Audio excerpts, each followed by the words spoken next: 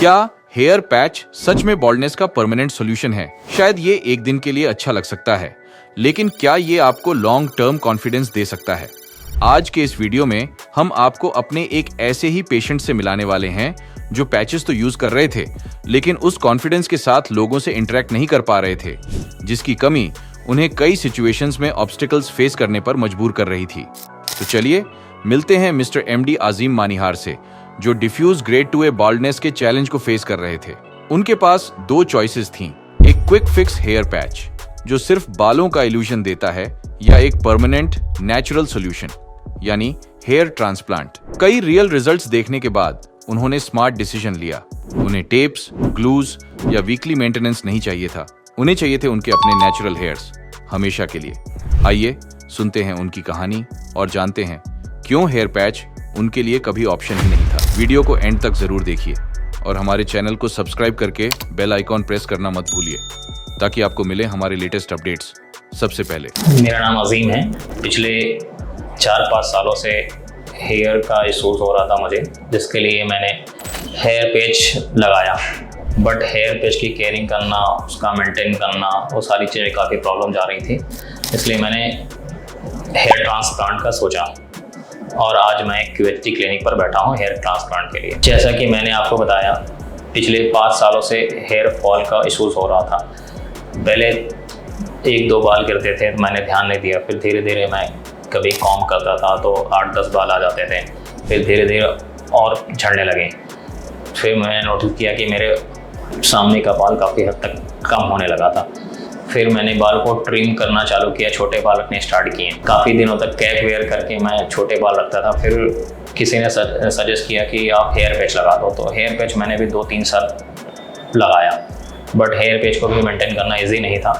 फिर मैंने hair transplant का डिसीजन लिया। हेयर फॉल का बेसिक रीज़न जो हो सकता है, मेनली ज़्यादातर लोगों के साथ होता है, जो जेनेटिक होता है। मेरे साथ भी शायद यही प्रॉब्लम थी, जेनेटिक्स का इशू था। बाकी एक और रीज़न जो था, हार्डली देखा जाए तो, क्योंकि मैं बाहर रहता था पढ़ाई लिखाई के लिए, तो उस दौरान केयर करना बहुत मुश्किल होता था। पानी, खाना पीना, एवरीथिंग सब बाहर का खाते थे, तो हेयर का लॉस इसलिए रीज़न बिंग देखा जाए तो नोटिस किया गया। हेयर फॉल के लिए मैंने ऐसा कोई बेसिकली देखा जाए जो घर के घरेलू नुस्खे होते हैं वो मैंने यूज़ नहीं किए।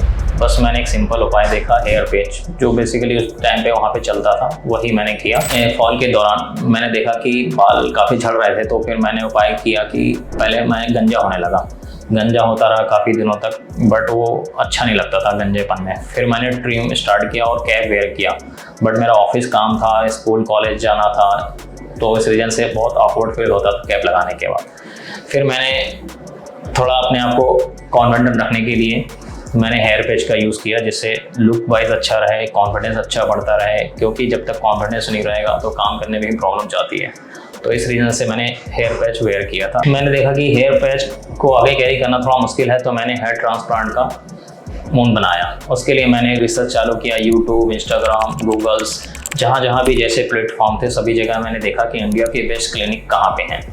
तो फिर मुझे एक QHT भी दिखा, उसके रिव्यूज़ मैंने देखे हैं, उसके रिजल्ट्स मैंने देखे हैं, जो मुझे काफ़ी अट्रैक्टिव लगे। देन मैंने डिसीजन लिया कि हेयर ट्रांसप्लांट QHT से करवाना चाहिए। जैसा कि मैंने बताया, हेयर ट्रांसप्लांट के लिए मैं यहाँ पे आया हूँ। मेरे फादर्स जो हैं काफ़ी अगेंस्ट हैं, बोले कि काफ़ी इशूज़ हो सकते हैं, मेंटल प्रॉब्लम हो सकती है, स्वेलिंग आ सकती है, या फिर कई लोगों ने ऐसा बताया कि पापा को मेरे डरवाया कि पागल हो सकते हैं, उसका बॉडी ख़राब हो सकती है, फेस ख़राब हो सकता है। तो कन्विंस करना थोड़ा मुश्किल था। उन्होंने बोला कि नहीं, रिजल्ट आएगा तभी मैं मानूंगा। तो होपफुली रिजल्ट अच्छा है, तो उनको मैं गलत साबित कर दूँ इस चीज़ में कि आपका मतलब जो नेगेटिविटी थी वैसा एक्चुअल में है नहीं, रीज़न भी कुछ अलग है। और मेरे साथ मेरा भाई भी आया हुआ है, जो हम दोनों म्यूचुअल एग्री होकर आए हैं। जब मैंने QHT का सर्वे किया हेयर ट्रीटमेंट के लिए, तो सबसे पहले मैं गूगल फॉर्म के थ्रू अपॉइंटमेंट के लिए नंबर वहाँ से कलेक्ट किया। व्हाट्सएप से मेरी बात होना स्टार्ट हुई। फिर मैंने यहाँ के जो भी हैंड होल्डिंग थे उनको मैंने अपनी पिक्चर्स भेजी, फोटोग्राफ्स। उन्होंने देख के बताया कि आपको 2500 से 3000 ग्राफ्ट के आसपास लगेंगे, जिसका एक्सपेंडिचर उन्होंने सारी चीज़ बताया, जो कि काफ़ी मुझे अच्छा लगा, इसलिए यहाँ पे मैं फिर आया। हेयर सर्जरी को लेकर एक नर्वसनेस सबसे बड़ी ये चीज़ है कि आप लोग भी जानते हैं कि एक हेड का मसला है। बाकी बॉडी में कहीं वो थोड़ा सा ईजी रहता है, हेड थोड़ा काफ़ी सेंसिटिव मुद्दा है, तो ये थोड़ा डर रहता है मन में कि कैसा क्या रिजल्ट आएगा, कुछ मुझे ऐसी चीज़ें तो नहीं हो जाएंगी कि लाइफ में कैरी करना में प्रॉब्लम जाए। तो वो एक नेगेटिविटी दिमाग में है, बट तब तक है जब तक रिजल्ट नहीं आते हैं या सारी चीज़ें प्रोसेस कंप्लीट नहीं हो जाती हैं। अदरवाइज़ ऐसा कुछ भी नहीं है। अब जैसा रिव्यू कि मैंने देखा है तो अभी तक ऐसा कुछ नोटिस किया नहीं है जो मेरे दिमाग में चल रहा है। होपफुली सारी चीज़ अच्छी होंगी। मैं यहाँ पे एक्सपेक्टेशन नहीं कह रहा हूँ कि मेरी हेयर रीग्रो बहुत अच्छी हो जाए। जैसा मैंने देखा है इंस्टाग्राम पर, यूट्यूब पर, फेसबुक पर जो भी रिजल्ट्स आए हैं काफ़ी बहुत दमदार, बहुत अट्रैक्टिव रिजल्ट्स हैं। तो मेरा भी रिजल्ट अगर ऐसा आता है तो और भी रिकमेंडेशंस या एवरीथिंग जो भी रहेगा चलती रहेंगी चीज़ें। सारी रिपोर्ट्स, सारी चीज़ें चेक कर ली गई हैं, एवरीथिंग इज़ गुड। अब सर्जरी का टाइम है, मैं सर्जरी के लिए जा रहा हूँ। जैसे भी मेरा रिजल्ट्स आता है, अपडेट्स आते हैं आफ्टर ऑपरेशंस, सारी चीज़ें आपके साथ शेयर की जाएंगी। थैंक यू, जुड़े रहिए।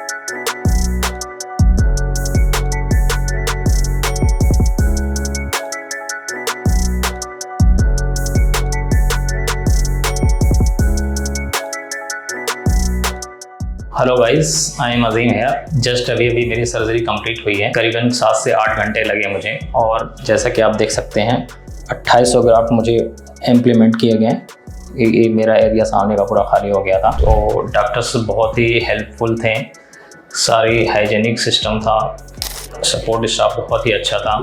किसी तरीके का मतलब पेन थोड़ा सा था जब इंजेक्शन इंजेक्ट किया, बाकी डोनर एरिया में हल्का सा भी पेन है। रीज़न बीइंग कि अभी बैंडेज वगैरह नहीं हुई है, जैसे होगी कंप्लीट तो वो भी पेन दूर हो जाएगा। जैसे मैं ओटी में जा रहा था तो मैं काफ़ी नर्वस था, क्योंकि आप भी जान सकते हैं कि हेड की सर्जरी थोड़ा सा क्रिटिकल लगती है सोचने में। ऐसा चेक की है ही नहीं, डॉक्टर्स बताते हैं। जब ओटी पे गया तो मेरा बीपी चेक किया गया, वो थोड़ा सा हायर साइड था। फिर धीरे धीरे डॉक्टर ने मुझे नॉर्मल किया, मैं नॉर्मल हो गया। फिर बहुत ही फ्रिक्वेंटली सारी चीज़ें के आराम से हो गई। जब से आया फर्स्ट डे से ही डाउट्स हैं। अभी आज यहाँ पे लास्ट जब मेरा इम्प्लीमेंटेशन हो गया ट्रांसप्लांट का, देन मैं डॉक्टर से मिला कि कब तक मेरे रिजल्ट्स आएंगे, कैसे रहेंगे, क्या करना होगा। डॉक्टर्स ने कहा कि 5% सिर्फ आपको केयर करनी है, बाकी रिजल्ट आप 95% हमारे ऊपर छोड़ दीजिए।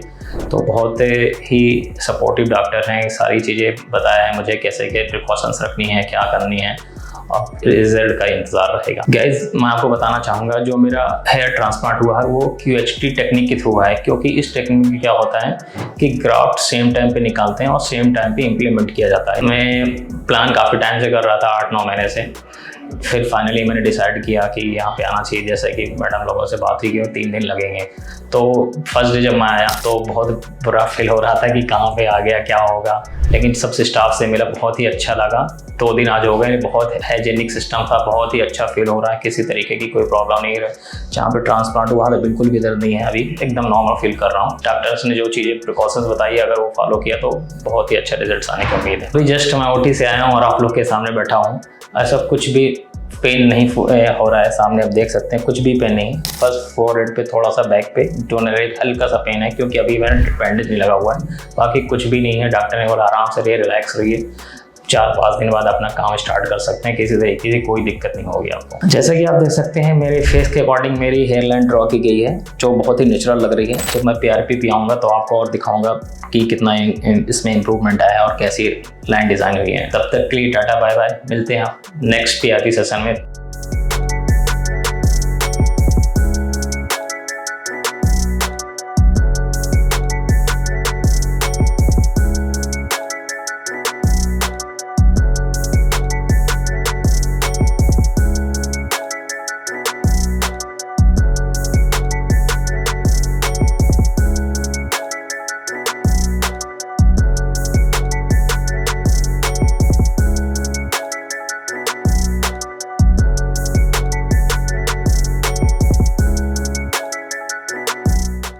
फ्रेंड्स, माय नाम है अजीम। पहले पीआरपी के लिए मेरा ट्रांसप्लांट आज से 1 महीने पहले हुआ था क्यूएसटी क्लिनिक से। तो आज फर्स्ट पीआरपी के लिए आया, तो जैसे कि ग्रोथ आप लोग सामने हैं, देख सकते हैं सारी चीज़ें। सर्जरी के बाद सबसे मेन प्रोसेस होती है कि इसका ध्यान रखना। जैसे कि मेरा सर्जरी कंप्लीट हुई तो डॉक्टर्स ने गाइड किया कि आपको कैसे सोना है स्ट्रेट होकर, अगले 10 दिन क्या खाना है, कैसे वाटर्स आपको अपने हेयर पे डालने हैं, वो सारी चीज़ों का मैं ध्यान रख रहा था टाइम टू टाइम, क्योंकि किसी भी रिजल्ट के लिए प्रिकॉशंस बहुत ज़रूरी होता है। तो मैंने वही सारी चीज़ें फॉलो करी जो डॉक्टर ने मुझे बताया था। मैं स्ट्रेट सोया, मोबाइल बिल्कुल भी नहीं चलाया, तो मुझे उस टाइम पे स्वेलिंग बिल्कुल भी नहीं आई थी। दवाई टाइम टू टाइम लेता रहा। फिर हेड वॉश का भी जैसा मुझे बताया गया कैसे हेड वॉश करना है, तो हेड वॉश किया। जो ब्लड स्लॉटिंग थी धीरे धीरे मेरी ऑटोमेटिक निकल गई। मुझे डॉक्टर्स ने 2800 ग्राफ्ट लगाए थे, जैसे कि आप देख सकते हैं 2800 ग्राफ्ट लगे हुए हैं। 1 महीने कंप्लीट हो गए हैं, बट अभी तक शेडिंग फेज स्टार्ट नहीं हुआ है। डॉक्टर का कहना है 1 या 2 महीने में हो सकते हैं, या किसी किसी को नहीं भी होते हैं। और डोनर एरिया मैं आपको दिखाना चाहूँगा। आप देख सकते हैं ऐसा है डोनर कंडीशंस, और रिजल्ट्स अभी 1 महीने के हिसाब से काफ़ी बेहतर लग रहा है। सर्जरी के बाद यहाँ से जैसे कि मैं डिस्चार्ज हुआ, देन नेक्स्ट डे से ही क्यूएसटी की टीम में कंटिन्यूसली फॉलोअप रहता है। अभी तक आज फर्स्ट पीआरपी के लिए मैं आया हूँ, बट रेगुलरली उनसे मैं टच में हूँ। कंटिन्यूसली जैसे ही पीआरपी मेरी हुई थी तो मैं इनको फोटोग्राफ्स पर डे शेयर करता था कि क्या स्टेटस है हेयर का, कैसे ग्राफ्ट सेट हुए हैं, कोई दिक्कत तो नहीं आ रही ग्राफ्ट में, कहीं से डैमेज तो नहीं है। बीच में मुझे जैसे मैं सर्जरी से फ्री हुआ था तो मेरे बॉडी में रेड डॉट्स करके थोड़ा दिखने लगे थे। मैंने उनको वीडियोस फोटो शेयर करी, तो उन्होंने बताया कि ऐसा कोई इन्फेक्शन से या फिर कोई साइड इफेक्ट नहीं है, ये हो सकता है आपको मच्छरों ने काटा है। फिर मैं 1-2 दिन में रिलैक्स जाकर हुआ, जब वो धीरे धीरे रेड डॉट्स ऑटोमेटिक कम हो गए। बाकी ऐसी कोई घबराने वाली बिल्कुल बात नहीं थी। डॉक्टर्स प्लस आपके क्यूएसटी की जो हेल्पलाइन टीम है कंटिन्यूसली टच में रहती है। मैं अभी भी इनसे बात करता रहता हूँ। अब पीआरपी के लिए भी आया तो उनसे सजेशंस लेके आए, मेडिसिन्स के लिए भी वो गाइड करेंगे। तो फॉलो 1 साल का जैसा क्या बोला गया है, तो बहुत अच्छा लग रहा है। जैसा कि मैं आपको बताना चाहता हूँ कि हेयर ट्रांसप्लांट से पहले मैं हेयर पैच वेयर करता था खुद के सेल्फ कॉन्फिडेंस के लिए, बट आपको भी पता है जो फेक चीज़ें हैं तो फेक ही रहती हैं, रियल चीज़ें रियल हैं। तो मैंने डिसीजन लिया कि मुझे थोड़ा सा नेक्स्ट स्टेप आगे जाना चाहिए, तो मैंने ट्रांसप्लांट का डिसीजन लिया। जब से ट्रांसप्लांट करवाया हूँ काफ़ी बेहतर फील कर रहा हूँ। कॉन्फिडेंस तो था और बढ़ गया है, तो सारी चीज़ें बहुत बढ़िया चल रही हैं। धीरे धीरे और हेयर ग्रो होंगे तो और कॉन्फिडेंस बढ़ता जाएगा। अच्छी चीज़ है कि टोटली फ्री हो गया हूँ मैं हेयर पेज से। जब यहाँ से मैं गया हेयर ट्रांसप्लांट के बाद फैमिलीज फ्रेंड्स को सबने पहले डरे हुए थे, काफ़ी लोग मुझे मना कर रहे थे भाई बहुत रिस्की काम है, लेकिन जब देखा सामने मुझे तो वो लोग भी एकदम ताज्जुब करने लगे कि बहुत ईजी वे में सारी चीज़ें हो गई। मैंने उनको समझाया ऐसा कोई भी चीज़ रिस्की नहीं है, यहाँ पे ऐसा रिस्क होता तो कोई भी फैमिलीज अपने बच्चों को अलाउ नहीं करती, ना ही इतनी जो क्लिनिक चल रही है इंडिया में सारी चीज़ें इस तरीके से सर्व कर पाती। तो फैमिलीज फ्रेंड्स को दिखाता हूँ तो सब मोटिवेट होते हैं। जिनके अभी हेयर फॉल हो रहे हैं वो खुद मुझसे पूछते रहते हैं, तो फिर बस मेरे रिजल्ट का वेट कर रहे हैं, तो बहुत अच्छा लग रहा है। आज यहाँ पे मैं फर्स्ट पीआरपी के लिए जैसे आया तो अंदर आया क्लिनिक पे, सबसे पहले इंट्रोडक्शन हुआ मेरा, फिर उन्होंने मेरा ब्लड सैंपल लिया ब्लड प्लाज्मा तैयार करने के लिए, फिर पीआरपी सेशन स्टार्ट हुआ।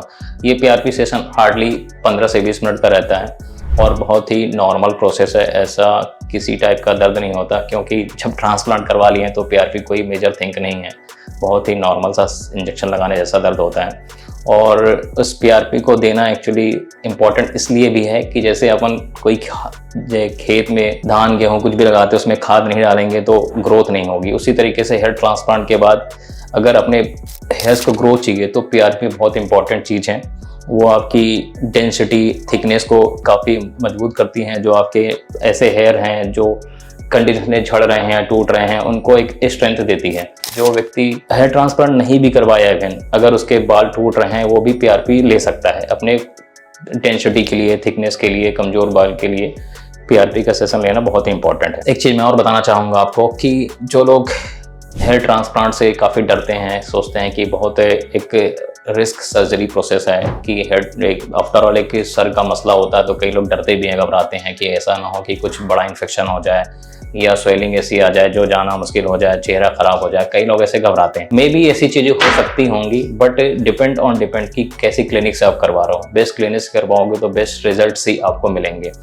मेरा अगर मैं आपको एग्जांपल दूं तो जब मैं यहाँ पे आया तो काफ़ी डर रहा था। मेरे एक्चुअली परिवार वाले मैं छोटे जगह से रहने वाला हूँ तो सब इतना नॉलेज रखते नहीं अबाउट ट्रांसप्लांट क्या होता है। वो डरते थे कि ऐसा ना हो कुछ इन्फेक्शंस हो जाएं, कुछ ऐसी मेजर इशूज़ हो जाएं कि आपको लाइफ में आगे सर्वाइव करने में प्रॉब्लम जाए। बट मैंने बहुत रिसर्च किया था, रेगुलरली कंसल्ट कर रहा था QST के साथ। ऑलमोस्ट ये मान लीजिए कि 6 महीने मैंने कंसल्ट किया, देन मैंने हिम्मत करी ट्रांसप्लांट करवाने की। जो भी मेरे डर थे सम्मित था, ऐसा कुछ भी नहीं था। जब मैं ट्रांसप्लांट के लिए आया मुझे बिल्कुल भी नहीं पता चला कि कब मेरा ट्रांसप्लांट कंप्लीट हो गया। और आज 1 महीने हो गए, मुझे उस 1 महीने के बीच में कोई भी किसी तरीके की कोई तकलीफ नहीं हुई है, ना ही ट्रांसप्लांट के दौरान ना ही आफ्टर ट्रांसप्लांट। सारी चीज़ें बहुत बेहतर हैं। जो भी व्यक्ति करवाना चाहता है QST से कॉन्टेक्ट कर सकता है, कंसल्टेंसी ले सकता है। आफ्टर कंसल्टेंसी जो भी डाउट है, मिथ है, सारी चीज़ दूर करने के बाद आप आ सकते हैं, करवा सकते हैं। बहुत नॉर्मल प्रोसेस है, बहुत ईजी गोइंग है, हार्डली 3 दिन का समय लगता है। उसके बाद आप आराम से 1 हफ्ते घर में आराम करके अपने वर्क पर जा सकते हैं, कोई भी प्रॉब्लम नहीं आई। जैसे कि आज मेरी PRP कंप्लीट हो गई है, आप देख सकते हैं ये सिर्फ 1 महीने का रिजल्ट है। अभी 1 महीना कोई बड़ा टाइम तो निकला नहीं है, तो इतना खास रिजल्ट ना भी हो, बट इसको आने में 8 से 10 महीने लगेंगे और 8-10 महीने बाद बहुत बेहतर रिजल्ट आने की उम्मीद है और आएंगे भी। जैसा कि आपने देखा होगा, मैं भी जानता हूँ, काफ़ी रिजल्ट्स बेहतर आएंगे। और नेक्स्ट PRP में भी जब भी आऊँगा मैं, तो अपना अपडेट रिजल्ट्स देता रहूँगा आप लोगों को, जिससे आपको भी एक कॉन्फिडेंस मिले। और नेक्स्ट PRP भी जब आता हूँ तो मिलते हैं। Thank you.